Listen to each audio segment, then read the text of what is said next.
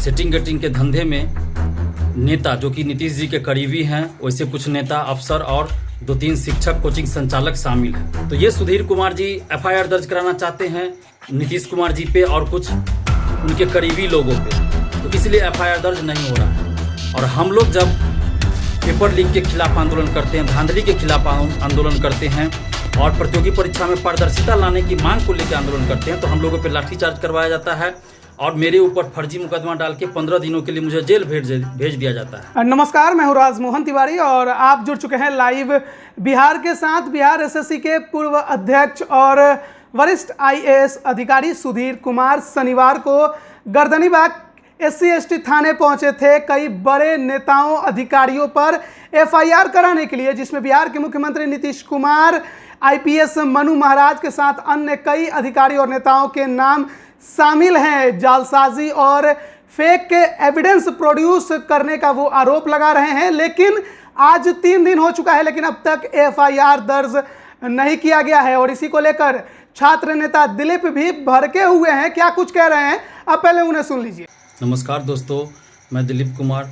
दोस्तों, बिहार के प्रतियोगी परीक्षाओं में धांधली, पेपर लीक और सेटिंग का धंधा बड़े व्यापक पैमाने पर चल रहा है और ये बात मैं कई बार बोल चुका हूँ कि इस सेटिंग गेटिंग के धंधे में नेता जो कि नीतीश जी के करीबी हैं, वैसे कुछ नेता, अफसर और 2-3 शिक्षक, कोचिंग संचालक शामिल हैं।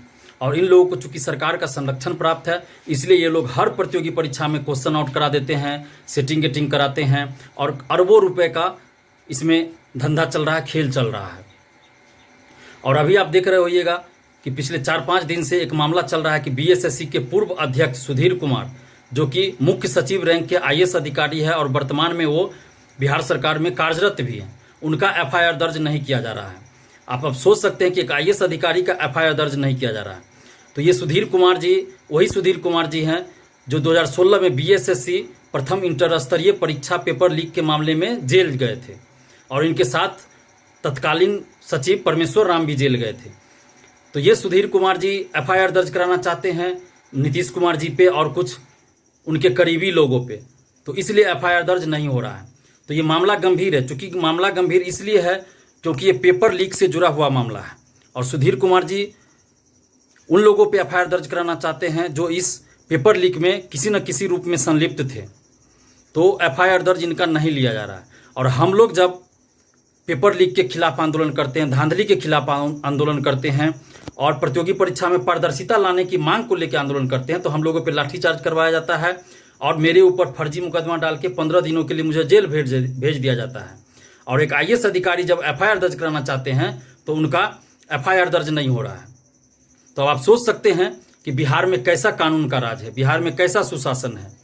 अगर बिहार में कानून का राज होता, सुशासन होता, तो एक आईएएस अधिकारी का एफआईआर दर्ज किया जाता। चाहे वो एफआईआर किसी के भी खिलाफ कराने जा रहे हों, उनका एफआईआर दर्ज होना चाहिए था। लेकिन क्या नीतीश जी के करीबी लोगों के खिलाफ एफआईआर दर्ज होगा तो एफआईआर नहीं लिया जाएगा थाना के द्वारा? तो ये कैसा कानून का राज हुआ, कैसा सुशासन हुआ?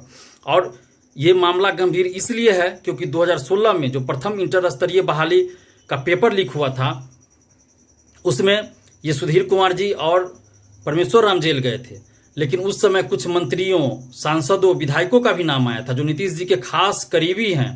उन लोगों पे आज तक कोई कार्रवाई नहीं की गई। और उसी समय द्वितीय स्नातक स्तरीय मुख्य परीक्षा भी हुई थी, यानी सचिवालय सहायक की मुख्य परीक्षा भी हुई थी, उसका भी पेपर लीक था। तो उसकी भी जांच हो रही थी, लेकिन उस मामले की लीपापोती कर दी गई, सचिवालय सहायक के मामले की लीपापोती कर दी गई।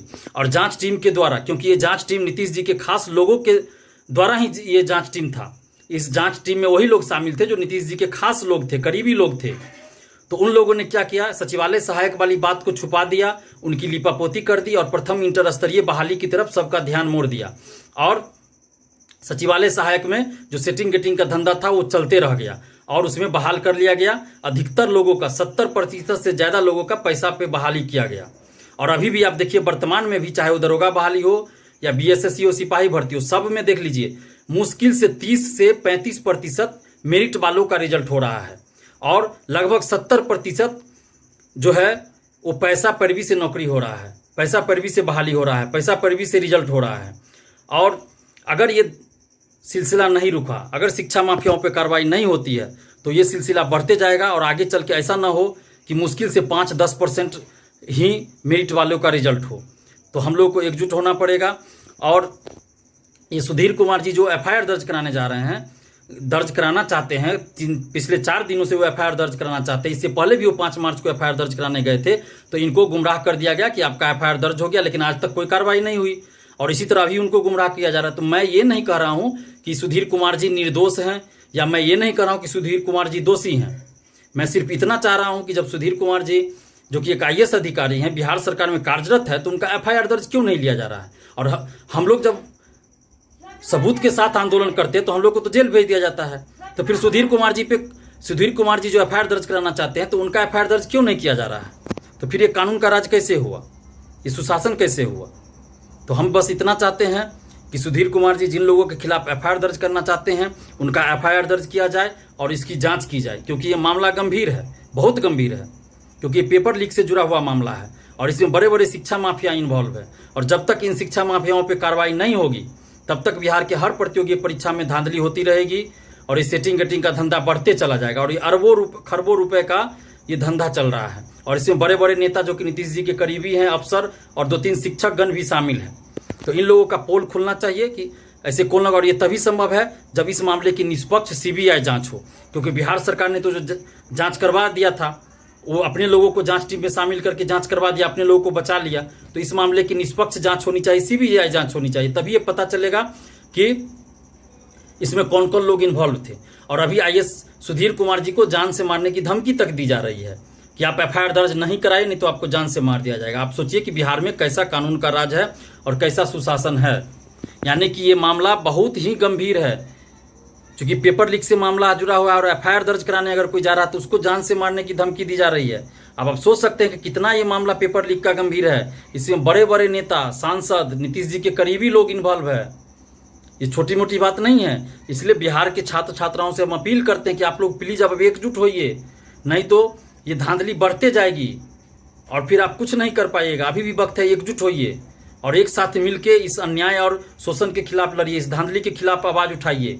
तभी हम लोग इस धांधली से निजात पाएंगे और धांधली मुक्त बिहार बना पाएंगे। नहीं तो फिर हर परीक्षा में, हर नौकरी में सेटिंग होगी, चाहे वो दरोगा बहाली हो, शिक्षक बहाली हो, BPSC हो, सचिवालय हो, सिपाही भर्ती हो, हर में आप देखिए कि सेटिंग गेटिंग हो रहा है। तो ये तभी रुकेगा जब हम लोग एकजुट होंगे। सभी बिहार के छात्र छात्राएं एकजुट होकर इस लड़ाई को आगे तक ले जाएंगे। शिक्षा माफियाओं के खिलाफ एक सख्त जंग का ऐलान करेंगे और सख्त जंग लड़ेंगे, तभी ये संभव हो पाएगा। नहीं तो सरकार ऐसे कुछ करने वाली है नहीं। तो प्लीज सबसे पहले एकजुट होइए और सरकार से हम मांग कर रहे हैं कि सुधीर कुमार जी जो एक IAS अधिकारी हैं, मैं ये नहीं कह रहा हूँ कि वो दोषी हैं या निर्दोष हैं, मैं ये नहीं कह रहा हूँ, लेकिन चूंकि उनको जान का खतरा है, उनको सुरक्षा मुहैया कराई जाए और वो जिन लोगों के खिलाफ एफआईआर दर्ज करना चाहते हैं, उनका एफआईआर दर्ज हो और उस पर जांच हो। धन्यवाद, जय हिंद। तो अभी आप सुन रहे थे छात्र नेता दिलीप को, जिनका यह कहना था कि कोई भी वरिष्ठ IAS अधिकारी एक एफआईआर कराने जाता है, लेकिन उसका एफआईआर दर्ज आखिर क्यों नहीं किया जा रहा है। सवाल बड़े गंभीर खड़े हो रहे हैं कि आखिरकार एफआईआर करने में देरी क्यों की जा रही है। विपक्ष तो यह भी आरोप लगा रहा है कि जो सबूत हैं, अब लीपापोती का कार्यक्रम तेजी से आगे बढ़ा दिया गया है और इसी मामले को लेकर बिहार में राजनीति भी गर्म है। बिहार के सहयोगी, जो सरकार में सहयोगी दल है हिंदुस्तानी अवाम मोर्चा, उसके राष्ट्रीय अध्यक्ष जीतन राम मांझी का भी ये कहना है कि कोई भी अगर व्यक्ति, वो आम आदमी हो या फिर वरिष्ठ IAS अधिकारी, अगर एफआईआर किसी के खिलाफ कराने जाता है तो एफआईआर जरूर होनी चाहिए। लेकिन अब तक 3 दिन बीत जाने के बाद भी इस मामले पर कोई कार्रवाई होते नजर नहीं आ रही है। वही पटना के SSP जो हैं उपेंद्र शर्मा, उनका कहना है कि इस मामले पर अभी स्टडी किया जा रहा है। अब पता नहीं और कितने दिन तक स्टडी चलेगा, लेकिन एक बात तो साफ है कि बिहार SSC का जो मामला है, जो पेपर लीक का मामला था, ये मामला उसी से लगभग जुड़ा हुआ नजर आ रहा है। हालांकि इस पर अभी भी वरिष्ठ IAS अधिकारी सुधीर कुमार खुलकर कुछ बोलने से बचते ही नजर आ रहे हैं। उनका कहना है कि जब तक एफआईआर दर्ज नहीं हो जाता तब तक वो कोई भी प्रतिक्रिया देने की स्थिति में अभी नहीं है। अब देखना है कि क्या कार्रवाई आगे होती है। आप बने रहिए लाइव बिहार के साथ, तमाम अपडेट हम आप तक लगातार पहुंचा रहे हैं। आप सभी का बहुत बहुत धन्यवाद। लाइव बिहार YouTube पर सब्सक्राइब और Facebook पर लाइक जरूर करें।